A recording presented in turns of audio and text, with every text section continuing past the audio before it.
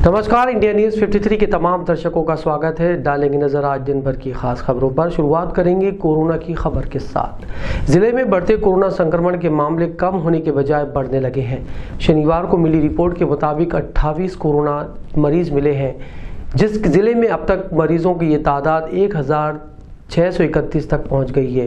Corona के इस बढ़ती चेन को सावधानी बरत कर ही रोका जा सकता है। इसके लिए जरूरी है कि हम सभी लोग बचाव के लिए मास्क पहने, सोशल डिस्टेंसिंग का पालन करें। जिले में कोरोना संक्रमण थमने का नाम नहीं ले रहा है। शनिवार को मिली जानकारी के मुताबिक 28 नए कोरोना संक्रमित मरीज सामने आए हैं। जिले में अब तक कुल संक्रमितों की संख्या 1631 तक पहुँच गई है, जिनमें स्वस्थ होने वाले मरीजों की तादाद 1398 हो गई है। बताया गया है कि फिलहाल जिले में 191 कोरोना संक्रमित मरीज एक्टिव हैं और मृत्यु का ये आंकड़ा 32 तक पहुंच गया है। जिले वासियों से अपील है कि सभी लोग अपने घरों में रहें, बिना ज़रूरत बाहर नहीं निकलें और बाहर निकले तो मास्क पहन कर निकलें और सोशल डिस्टेंसिंग का पालन करें। साथ ही अपने हाथों को बार बार धोकर सैनिटाइज करते रहें। यही बचाव हमको कोरोना संक्रमण को फैलने से रोकने और हमको सुरक्षित रखने में कारगर होगा। शुक्रवार शाम से शुरू हुए लॉकडाउन के बाद शनिवार को शहर के बाजार बंद रहे और सड़कों पर सन्नाटा पसरा दिखा। शुक्रवार शाम 6 बजे से लगा लॉकडाउन लगभग 60 घंटे का है। इस बीच संपूर्ण लॉकडाउन के लिए लगातार जिला प्रशासन मॉनिटरिंग भी कर रहा है। शनिवार की सुबह शहर पूरी तरह से लॉकडाउन रहा। कोई दुकान नहीं खुली और लोग बाहर नहीं निकले। सड़कों पर केवल सन्नाटा दिखाई दिया। नगर निगम के कर्मचारी सड़कों पर दवाई डालते नजर आए और साफ सफाई करते दिखे और वहीं पुलिस जवान सड़क चौराहों पर मुस्तैद दिखाई दिए और आने जाने वालों को फटकार लगाते रहे। जो लोग बिना मास्क के बाहर घूम रहे थे उनके खिलाफ कार्रवाई भी की गई और कोरोना वायरस के प्रोटोकॉल का पालन करने के दिशा निर्देश भी दिए। इस दौरान नगर सुरक्षा समिति के कई लोग भी अपने स्तर पर प्रचार प्रसार करते रहे कि कोरोना गाइडलाइन का पालन किया जाए। लगातार जिले के वरिष्ठ अधिकारी शहर का भ्रमण करते हुए दिखाई दिए। शहर भर में लॉकडाउन को लेकर जहां प्रशासनिक अमला पालन कराने में जुट गया, वहीं सिंधी बस्ती की एक शराब दुकान आबकारी अफसरों की मौजूदगी में खुली दिखाई दी। एक और जहां पूरा शहर शाम 6 बजे के बाद लॉकडाउन का पालन करते हुए अपनी दुकानें बंद कर रहे थे, वहीं गली मोहल्ले के चौराहों पर पुलिस जवान लोगों से दुकानें बंद कराने की भी अपील कर रहे थे। लेकिन इस दौरान सिंधी बस्ती में दारू की दुकान खुली रही। आश्चर्य की बात यह है कि दुकान की रक्षा करने के लिए आबकारी विभाग के अधिकारी भी मौजूद रहे। मौजूद आबकारी महिला अधिकारी से जब हमने पूछा कि लॉकडाउन में शराब दुकान बंद नहीं होगी, तो महिला अधिकारी ने कहा कि हमारे पास ऐसे कोई आदेश नहीं है। लेकिन जैसे ही शराब की दुकान के सामने से कलेक्टर प्रवीण सिंह का काफिला गुजरा, आबकारी विभाग के अधिकारी कर्मचारियों ने शराब की दुकान के शटर गिरा दिए और अंदर बैठकर शराब की बिक्री में सहयोग दिया। जब देर शाम के बाद शासन से आदेश है कि शराब की दुकानें बंद रहेगी, तब जाके दुकानें बंद कर आबकारी विभाग के अधिकारी दुकान मालिक वहां से बाहर निकले। गौरतलब है कि लोगों की जिंदगियों की हिफाजत के लिए लॉकडाउन लगाया जा रहा है, लेकिन शराब जिंदगी से बढ़कर हो गई है। शहर में 60 घंटों के लॉकडाउन के दौरान दूध विक्रेताओं को दुकानों से दूध विक्रय करने के बजाय डोर टू डोर दूध सप्लाई करने के निर्देश स्थानीय सिटी कोतवाली में आयोजित बैठक में दिए गए। स्थानीय पुलिस कंट्रोल रूम में दूध विक्रेताओं की एक बैठक तहसीलदार मुकेश काशियू के नेतृत्व में कोतवाली थाना प्रभारी गहरवर सिंह जलोदिया की उपस्थिति में संपन्न हुई। इस बैठक में कोतवाली क्षेत्र अंतर्गत आने वाले दूध विक्रेताओं को शामिल किया गया।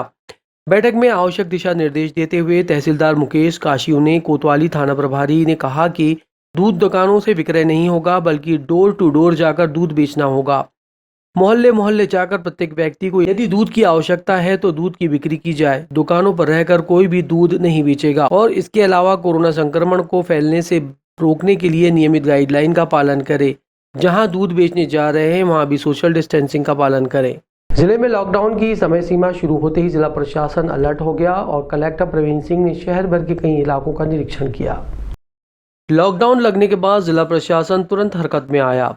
यहां पर कलेक्टर प्रवीण सिंह के नेतृत्व में एक फ्लैग मार्च निकाला गया। उसके पूर्व कलेक्टर प्रवीण सिंह ने अपने अधीनस्थ कर्मचारी अधिकारियों को दिशा निर्देश दिए। उनके साथ जिला पुलिस अधीक्षक राहुल कुमार भी मौजूद रहे। वरिष्ठ अधिकारियों ने कनिष्ठ अधिकारियों को निर्देश देते हुए कहा कि कोविड-19 पर मौके पर अनदेखी करने वालों के खिलाफ तत्काल सख्त कार्रवाई की जाए, किसी को भी बख्शा नहीं जाए। इसके बाद ये कारवां संयुक्त कलेक्टर कार्यालय से निकलकर सिंधी बस्ती, जय स्तंभ, इकबाल चौक, सुभाष चौक, मंडी चौराहा, बुधवारा, सिंधीपुरा गेट से होते हुए लोधीपुरा, दरगाह हकीमी होते हुए लालबाग रोड सागर टावर से भ्रमण करते हुए सिंधी बस्ती पहुंचा। यहां पहुंचकर जिला कलेक्टर मीडिया से मुखातिब हुए और यहां से पूरा प्रशासनिक अमला संयुक्त कलेक्टर कार्यालय पहुंचा। सुनिए क्या कहा जिला कलेक्टर ने। देखिए, आज शाम 6 बजे से लेकर सोमवार को 6 बजे तक लॉकडाउन रहेगा और लॉकडाउन के निर्देशों की अक्षर पालना के लिए जिला प्रशासन ने 50 उड़न दस्तों का गठन किया है। ये उड़न दस्ते फ्लाइंग स्क्वाड जो है, इसमें हमारे मजिस्ट्रेट भी हैं और जिला स्तरीय अधिकारी भी हैं और पुलिस के अधिकारी भी हैं। ये सब अधिकारी लगातार जो है बुरहानपुर के तीनों नगरीय क्षेत्रों का भ्रमण करेंगे और जहाँ पर भी कोविड प्रोटोकॉल का उल्लंघन और अन्य शिकायत आएगी वहाँ पर कार्रवाई करेंगे। साथ ही साथ ग्रामीण क्षेत्रों में भी हम लोगों ने वीडियो सर्विलांस टीम्स का गठन किया है। तो गाँव में कोई भी कार्यक्रम होगा, शादी होगी या कोई भी सामाजिक सांस्कृतिक राजनीतिक कार्यक्रम होगा, उस पर भी हम लोग की जो है कड़ी नज़र रहेगी। बिना अनुमति के कोई भी कार्यक्रम होगा या जो निर्धारित संख्या है उससे अधिक का कोई भी कार्यक्रम होगा, उसमें FIR दर्ज की जाएगी। आज नेपा नगर में हम लोगों ने अभी 6 FIR दर्ज करी है। तो जिला प्रशासन कोविड के प्रोटोकॉल को लेकर, कोविड के मामलों को देखते हुए बिल्कुल जो है जीरो टॉलरेंस के मोड पर है। तो जनता से अनुरोध है कि कोविड गाइडलाइन का पालन करें और इस विकट घड़ी में कोरोना से हराने में जिला प्रशासन का साथ दें। सर, इमरजेंसी के में किन चीज़ों की छूट मिलेगी? देखिए, मेरा जो 144 का आदेश है उसमें क्लियर लिखा हुआ था कि किन किन चीज़ों की छूट रहेगी। यदि किसी को मेडिकल इमरजेंसी है तो वो अपना वाहन लेकर अस्पताल जा सकता है। दवाइयों की दुकानें खुली रहेगी।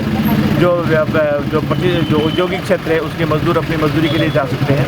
और पूरा जो मेरा 144 का आदेश है उसमें सब चीज़ें लिखित में लिखी हुई है। सर, मार्केट में देखने में आ रहा है कि बस पे डबल कीमतें बेची जा रही है सब्जी भाजी, तो उसको लेकर क्या दिक्कत? देखिए, मैंने कल भी पूरी आम जनता से अनुरोध किया था, ये जो लॉकडाउन है, ये लॉकडाउन जो है सिर्फ टेम्परेरी है और 2 दिन का है। और मेरे आदेश में साफ साफ लिखा हुआ है कि सब्जी की दुकानें खुली रहेगी। तो कीमत ही नहीं उठता है कि हम जो है चीज़ों को बढ़ाएं। ये मुझे ऐसा लग रहा है कि इसमें किसी न किसी व्यक्ति की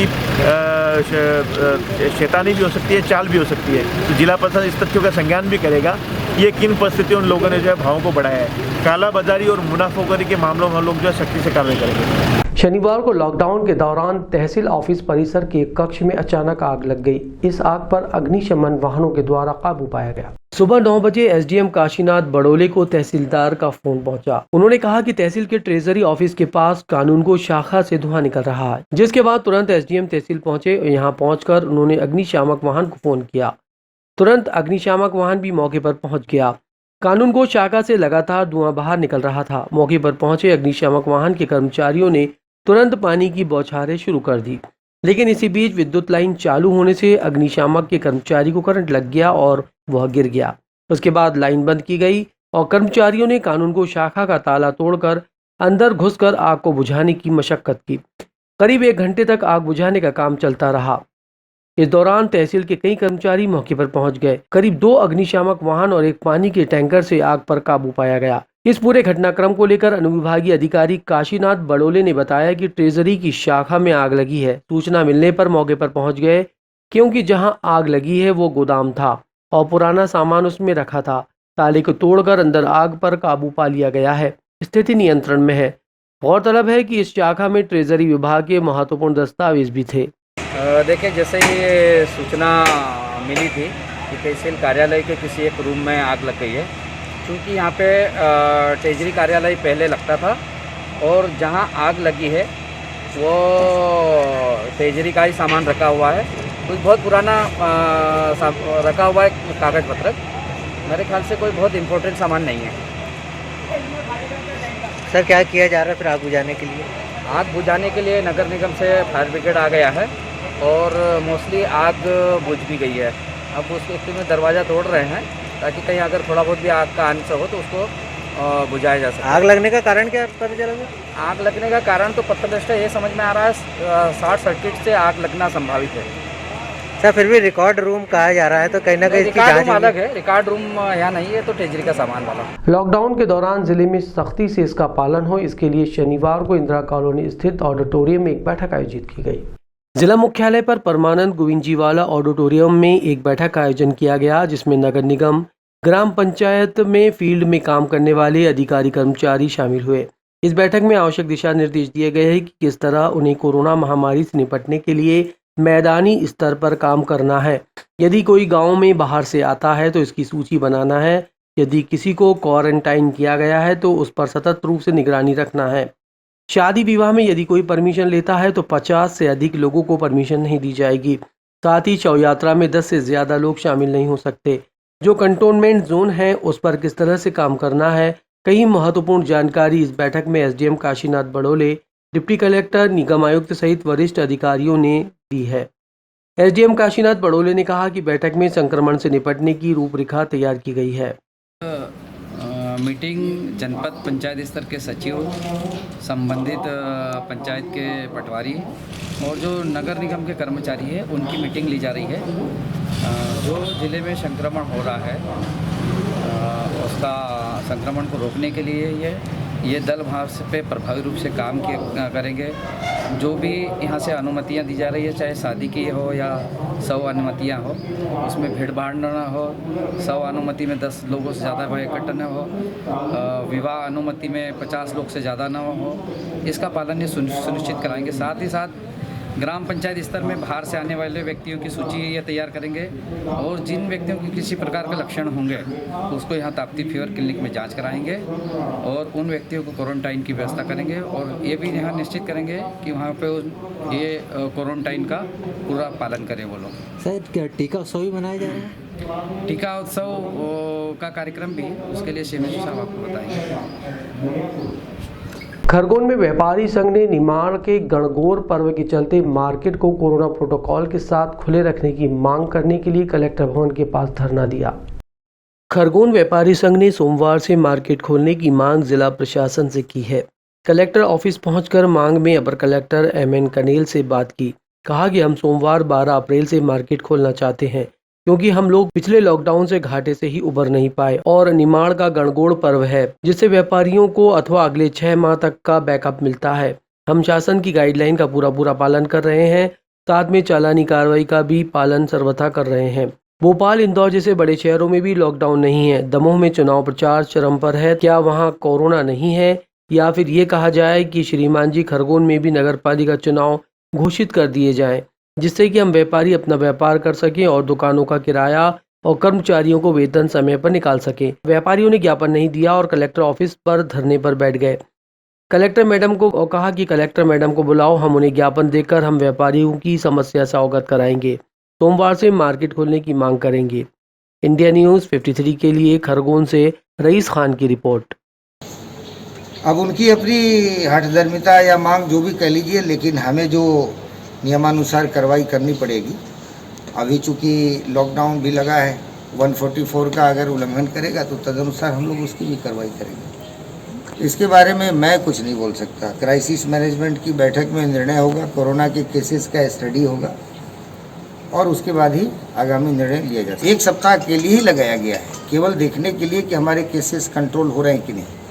शासन प्रशासन की कतई ये मंशा नहीं कि अर्थव्यवस्था को चौपट किया जाए, लोगों के रोजगार को प्रभावित किया जाए। इसमें सभी को त्याग और का बलिदान देना पड़ेगा। ये भी साधना है, देश हित में है और सबको प्रयास करना चाहिए। हम लोगों ने जो निचले पायदान के लोग हैं, जो मजदूर वर्ग हैं, जो डेली खाते हैं, उनके लिए हम लोगों ने लॉकडाउन में व्यवस्था कर रखी है। शहरी क्षेत्र में अंत्योदय जो हमारी रसोई योजना है मोबाइल, वो चालू है।